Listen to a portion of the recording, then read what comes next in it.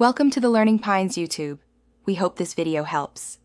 You start by installing Node.js LTS and confirming Node v. This gives you runtime and npm. Next, install Visual Studio Code so you have the editor. Make sure the code command is available in path. Once done, open your project folder in VS Code and initialize npm with npm init y to create package. JSON.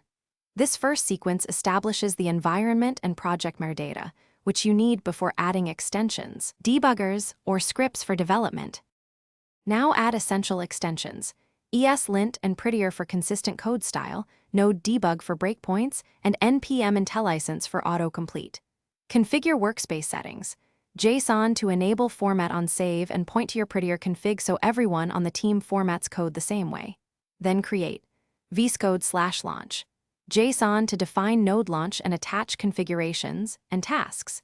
JSON to automate builds or test scripts. These middle steps wire the editor to Node's runtime, and finally run and test.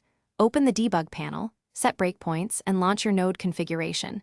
Inspect variables and step through code to verify behavior. Use the integrated terminal or the npm scripting view to run test and start scripts, and make sure source maps are enabled for transpiled code. If things go wrong, first restart the VS Code window, confirm path includes Node, and reinstall problematic extensions. That single troubleshooting step resolves most issues quickly. Thanks for watching. Consider subscribing if we helped you.